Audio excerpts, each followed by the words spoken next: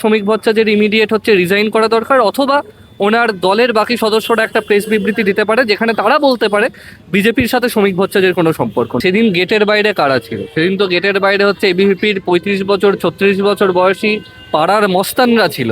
ওই এমব্লেমের ওপর কারা চেপেছিল তার তো ছবি আছে, তার তো ভিডিও আছে। শ্রমিক ভট্টাচার্য আসলে বিজেপির কেউ কিনা এটা নিয়ে একটা সন্দেহ তৈরি হচ্ছে। কারণ শ্রমিক ভট্টাচার্য হচ্ছে গদগদ কণ্ঠে কবিতা আবৃত্তি করে যে ধরনের কথাবার্তা বলছেন, আর ওনার দলের লোকেরা যে ধরনের কার্যক্রম করছে তাতে দুটোর কোনো মিল নেই। মূর্খদের দ্বারা একটা সংগঠন এখানে চলছে, ফলত নন্দলাল বসুর হচ্ছে তৈরি করা এমব্লেম এখন ভাঙতে হচ্ছে। শুভেন্দু অধিকারী, তার ইতিহাস কি? তুয়ালে মোড়ে টাকা নেওয়ার ইতিহাস।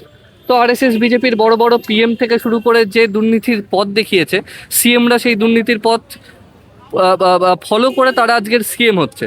কৌস্তব বাগচিদের সমস্যা হচ্ছে তারা যে খোয়ারে এখন গিয়ে মিশেছে, সেই খোয়ারের যা সংস্কৃতি, সেই সংস্কৃতি বাংলার শিক্ষা প্রতিষ্ঠানগুলোর নয়, ফলত তাদের এই সমস্যা হতে পারে। সুতরাং তাদের সমস্যা নিয়ে সাধারণ ছাত্রছাত্রীদের খুব একটা মাথা ব্যথা নেই। কালকে আমরা দেখলাম যে এত মাতব্বরি করে, এত চিৎকার চেঁচামেচি করে 150 লোক আর 500 পুলিশ নিয়ে এবিভিপি মিছিল করেছে।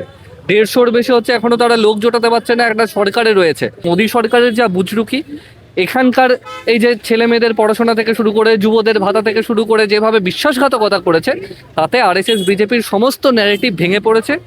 এই মিথ্যের সাম্রাজ্য খুব বেশি দিন তারা চালাতে পারবেন। আমরা যেটা দেখছি যে বারবার করে দেশদ্রোহী তকমা দেওয়া হচ্ছে মানে নকশাল, দেশদ্রোহী, এই সমস্ত কথাবার্তা বলা হচ্ছে। কৌস্তব বাগচি থেকে দিলীপ ঘোষ, তারা বলছে যে দেশদ্রোহী কার্যক্রম চলে ইউনিভার্সিটির ভেতরে, যাদবপুর ইউনিভার্সিটি মানেই দেশদ্রোহিতার একটা আখড়া। কি বলবেন? কেন্দ্রীয় সরকারের বিভিন্ন যে সমস্ত সংস্থা আছে, সেই সংস্থাগুলোর যা র্যাঙ্কিং প্রকাশ করে তারা, মোদী সরকার, সেই র্যাঙ্কিংয়ে হচ্ছে যাদবপুর চিরকাল হচ্ছে প্রথমের দিকে থাকে। বিজেপি সরকারের শেষ 14 বছরে বিভিন্ন রাজ্যের বিশ্ববিদ্যালয়, বিভিন্ন ইউনিভার্সিটির যে সমস্ত র্যাঙ্কিং তারা প্রকাশ করে, তাতে যাদবপুর প্রথম স্থান অধিকার করে। তাহলে এখন কৌস্তব বাগচিদেরকে এই কথাটার জবাব দেওয়া উচিত যে কেন্দ্রের সরকার সব থেকে বড় মাওবাদী বা ইত্যাদি তারা তৈরি করছে। কারণ তারা যা কথা বলছে আর তাদের সরকার যে র্যাঙ্কিং প্রকাশ করছে, দুটো মিলছে না। এখন কৌস্তব বাগচিদের সমস্যা হচ্ছে এরা এতবার হচ্ছে দলবদল করেছে, শেষ পর্যন্ত গিয়ে এখন হচ্ছে জিতে ফিতে গেছে। ওদেরকে এখন অনেক রকম কথা বলে মার্কেটে টিকে থাকার প্রয়োজন আছে। যাদবপুর বিশ্ববিদ্যালয়ের ছাত্রছাত্রী হতে পারে, অন্যান্য যারা পড়াশোনা করে ছাত্রছাত্রীদের, তারা কৌস্তব বাগচিদের মতো দলবদলুদের কথায় খুব একটা পাত্তা দেয় না। তারা পড়াশোনা করে, তারা পড়াশোনা করে দেশের জন্য যা যা করবার, শিক্ষা ব্যবস্থাকে বাঁচিয়ে রাখার জন্য যা যা করবার দরকার, সমাজ সংস্কৃতিকে রক্ষা করবার জন্য যা যা দরকার, সেটা তারা করছে। এখন কৌস্তব বাগচিদের সমস্যা হচ্ছে তারা যে খোয়ারে এখন গিয়ে মিশেছে, সেই খোয়ারের যা সংস্কৃতি, সেই সংস্কৃতি বাংলার শিক্ষা প্রতিষ্ঠানগুলোর নয়, ফলত তাদের এই সমস্যা হতে পারে। সুতরাং তাদের সমস্যা নিয়ে সাধারণ ছাত্রছাত্রীদের খুব একটা মাথা ব্যথা নেই। যাদবপুর যে সেন্টার অফ এক্সেলেন্স, তাদের যে চর্চা, মেধার চর্চা, সেটা তারা করে যাবে। এখন মেধার জায়গায় যদি গাধারা জায়গা না পায়, তাতে কৌস্তব বাগচিদের রাগ হতে পারে, তাতে আমাদের খুব একটা কিছু যায় আসে। কিন্তু বারবার দেখছি যাদবপুর বিশ্ববিদ্যালয়ের নাম খবরের শিরোনামে উঠে আসছে। বারবার এই যাদবপুর বিশ্ববিদ্যালয়টাকে কবজা করার জন্য, দখলদারির জন্য লড়াইটা কেন? তার কারণ গোটা দেশ জুড়ে যে সমস্ত জায়গায় সৃষ্টি কৃষ্টির চর্চা হয়, সংস্কৃতির চর্চা হয়, যেখানে মুক্ত মন চিন্তার পরিসরের জায়গা রয়েছে, আরএসএস চাইছে সেই জায়গাগুলোকে দখল করবার জন্য। এখন তারা যে ধরনের ভাবনা চিন্তা করে, যেভাবে দেশকে পিছিয়ে দেওয়ার চেষ্টা করছে, আমাদের ইতিহাস বদলে দেওয়ার চেষ্টা করছে, তার বিরুদ্ধে দাঁড়িয়ে যেখানে যেখানে প্রতিরোধ গড়ে উঠছে, তারা সেই জায়গাগুলোকে দখল করতে চাইছে। এখন পড়াশোনার দৌড়ে, মেধার চর্চার দৌড়ে তারা তো যাদবপুরের মতো জায়গাগুলোই পৌঁছতে পারে না, ফলত তারা পাঁচির টপকে, গেট টপকে ঢোকবার চেষ্টা করে। এই চেষ্টা তাদের সফল হবে না। তারা এই যে বলছে যাদবপুরে সার্জিক্যাল স্ট্রাইক করবে, একটা ইউনিভার্সিটি যেখানে পড়াশোনা করা হয়, সেখানেই আরএসএসের যে মাতব্বররা, এবিভিপির যে মাতব্বররা, তারা বলছে সেখানে সার্জিক্যাল স্ট্রাইক করব। তাহলে পড়াশোনার জায়গায় তারা যদি এই ধরনের আক্রমণ করবার কথা ভাবনা চিন্তা করে, তাহলে পড়াশোনা হবে কোথায়? আসলে শিক্ষা, সংস্কৃতি, পড়াশোনার সাথে আরএসএস, বিজেপি, এবিভিপি তাদের কোনো যোগ নেই। ফলত সেখানে হচ্ছে তারা সেখানে আক্রমণ করছে। নন্দলাল বসু কে, কেন, কিভাবে, এই বিষয়তে তাদের কোনো চর্চাই নেই। মূর্খদের দ্বারা একটা সংগঠন এখানে চলছে, ফলত নন্দলাল বসুর হচ্ছে তৈরি করা এমব্লেম এখন ভাঙতে হচ্ছে। বি.আর. আম্বেদকরদের তৈরি করা সংবিধান, সেই সংবিধানের ওপর আক্রমণ করতে হচ্ছে। দেশের স্বাধীনতা সংগ্রামের গর্ভগৃহ থেকে যে বিশ্ববিদ্যালয় তৈরির স্বপ্ন, সেখানে তারা আক্রমণ করছে। স্বাভাবিক মানে কালচার লেস যারা, তারা এই ধরনের আক্রমণ করবে, সেটা যেমন স্বাভাবিক। তার বিরুদ্ধে গোটা বাংলার ছাত্রছাত্রীরা ঐক্যবদ্ধ হয়ে তার বিরুদ্ধে লড়াই প্রতিরোধ গড়ে তুলবে, এটাও স্বাভাবিক। তাদের পরিকল্পনা কোথাও গিয়ে কোনোদিনই এই বাংলার মাটিতে সফল হবে না। অন্যদিকে এবিভিপি বলছে মানে প্রেস বিজ্ঞপ্তি জারি করেছে যে স্মারকলিপি ওই নন্দলাল বসুর যে এমব্লেম সেটাকে কিন্তু নকশালরা নষ্ট করেছে, দায়টা চাপাচ্ছে তাদের উপর। সেদিন গেটের বাইরে কারা ছিল? সেদিন তো গেটের বাইরে হচ্ছে এবিভিপির 35 বছর 36 বছর বয়সী পাড়ার মস্তানরা ছিল। ওই এমব্লেমের ওপর কারা চেপেছিল তার তো ছবি আছে, তার তো ভিডিও আছে। তারা সেই ছবি ভিডিও প্রকাশ করে বলুক যে এই লোকগুলো তাদের যুব মোর্চা হতে পারে, বাইরের বিজেপির মাতব্বর হতে পারে, তাদের সদস্য কিনা। এখন এইটা ঠিক, তারা হয়তো এবিভিপি নয়, তার কারণ এবিভিপি বলে গোটা বাংলার ক্যাম্পাসগুলোতে কিচ্ছু নেই। বাইরের গুন্ডা মাতব্বরদেরকে জড়ো করে তারা হচ্ছে এই ভাঙচুরটা চালিয়েছে। এটা ঠিক, তারা এবিভিপি নয়, তারা বিজেপির মস্তান, তারা আরএসএস এর বাইরের গুন্ডা বাহিনী। এবিভিপি নাও হতে পারে, কিন্তু তাদের অরিজিন আসলে আরএসএস। কিন্তু বিজেপির রাজ্য সভাপতি শ্রমিক ভট্টাচার্য তিনি বলছেন আমাদের কোনো ছাত্র সংগঠন নেই এবং এবিভিপির সাথে কোনো বিজেপির সম্পর্ক। শ্রমিক ভট্টাচার্য আসলে বিজেপির কেউ কিনা, এটা নিয়ে একটা সন্দেহ তৈরি হচ্ছে। কারণ শ্রমিক ভট্টাচার্য হচ্ছে গদগদ কণ্ঠে কবিতা আবৃত্তি করে যে ধরনের কথাবার্তা বলছেন, আর ওনার দলের লোকেরা যে ধরনের কার্যক্রম করছে, তাতে দুটোর কোনো মিল নেই। হতে পারে আপনারা বলছেন, আমরা জানি, খবরে দেখি যে বিজেপির রাজ্য সভাপতির নাম শ্রমিক ভট্টাচার্য, কিন্তু বিজেপির যারা সদস্য তারা হয়তো মনে করেন যে তাদের রাজ্য সভাপতি শ্রমিক ভট্টাচার্য নয়, ওনাকে কেউ পাত্তা দিচ্ছে না।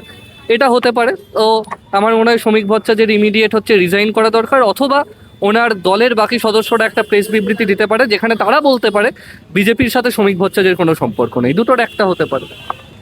অন্যদিকে আমরা দেখছি রাজস্থানে একটি গ্রামে স্কুল পরিদর্শনে যায় সিজেপি তার টিম নিয়ে, সেখানে তাদের গাড়ির ওপর হামলা হয়, গ্রামবাসীরা তাদেরকে তাড়িয়ে দেয়, রীতিমতো মার দিতে তাড়ায়, মানে দেশদ্রোহী বলতে।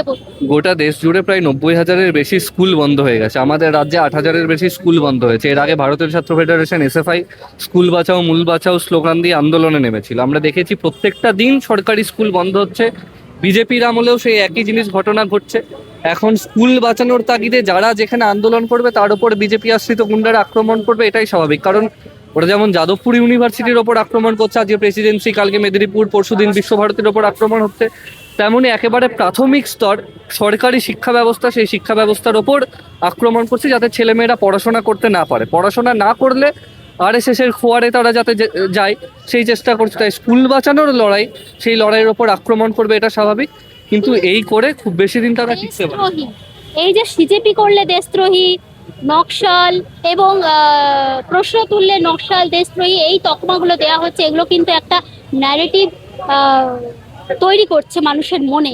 আমরা দেখেছি আব্দুলের বাবাকে মৃত্যু মুখে যেতে হয়েছে এই কারণে। দেখুন, যন্তর মন্তর থেকে শুরু করে ভয়াবহ হতে চলেছে। যন্তর মন্তর থেকে শুরু করে কলকাতার গত মাসের 24 তারিখের মিছিল, এগুলো প্রমাণ করে দিয়েছে যে বাংলার দেশের যুব সমাজ, ছাত্র সমাজ, তারা এদের এই ন্যারেটিভে বিশ্বাস করছে না। এত হাজার হাজার লাখ লাখ ছেলে মেয়ে যখন দেশ বাঁচানোর, সংবিধান বাঁচানোর জন্য লড়াই করছে, যারা দেশের সংবিধানকে মানছে না, যারা দেশের সরকারি শিক্ষা প্রতিষ্ঠানের ওপর আক্রমণ করছে, সেই আরএসএস বিজেপি আসলে দেশদ্রোহী। তাদের এই ন্যারেটিভ মিথ্যা প্রোপাগান্ডা, তার বিরুদ্ধে বাংলার দেশের মানুষ সমবেত হচ্ছে। এদের এই ন্যারেটিভ, ফেক নিউজ ছড়ানো, মিথ্যে খবর ছড়ানো, এই দিয়ে তাদের আর চলবে না। এই প্রোপাগান্ডার যে তারা যে সাম্রাজ্য তৈরি করতে চাইছিল, সেই সাম্রাজ্য ভেঙে পড়েছে।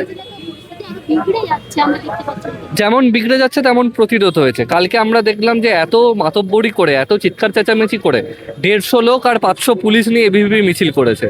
150-র বেশি হচ্ছে, এখনো তারা লোক জোটাতে পারছে না, একটা সরকারে রয়েছে।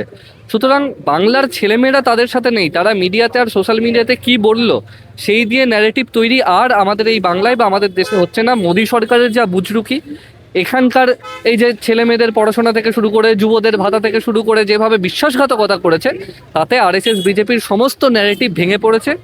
এই মিথ্যের সাম্রাজ্য খুব বেশি দিন তারা চালাতে পারবে না। সেটা আমরা প্রমাণ পেলাম আজকে, যে এত হাজার হাজার ছেলে মেয়ে যাদবপুরের এখানে নেমে মিছিল করলো, আর গতকাল এবিভিপিতে আমরা 150 ছেলে মেয়ে ম্যাক্সিমাম দেখতে পেলাম। সুতরাং তাদের সংগঠন নেই, জমায়েত নেই, তাদের এই ন্যারেটিভ সোশ্যাল মিডিয়াতে চলতে পারে দুদিন, রাস্তার মাটিতে, আন্দোলনের মাটিতে, লড়াইয়ের মাটিতে আরএসএস বিজেপি এবিভিপির কোনো জায়গা নেই। একটা শেষ প্রশ্ন, পিএম মোদি কেয়ার এইটা নিয়ে কিন্তু প্রশ্ন উঠছে।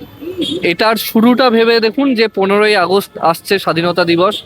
এর আগে নরেন্দ্র মোদী ঘোষণা করেছিল ওই 250 টাকা না 252 টাকায় একটা মোবাইল ফোন। বহু ছেলেমেয়েরা সেই টাকা অগ্রিম দিয়ে বুক করেছিল। চিটিংবাজি দুর্নীতির শুরু সেই সময় থেকে শুরু করে পিএম কেয়ার থেকে শুরু করে এই সমস্ত জায়গায় আরএসএস বিজেপি তাদের এই যে লুঠের সাম্রাজ্য, সেই সাম্রাজ্য তারা তৈরি করেছে। হবে নাই বা কেন, আমরা দেখলাম তাদের এখন যারা হচ্ছে শীর্ষ শুভেন্দু অধিকারী, তার ইতিহাস কি? তুয়ালে মোড়ে টাকা নেওয়ার ইতিহাস। তো আরএসএস বিজেপির বড় বড় পিএম থেকে শুরু করে যে দুর্নীতির পথ দেখিয়েছে, সিএমরা সেই দুর্নীতির পথ ফলো করে তারা আজকের সিএম হচ্ছে।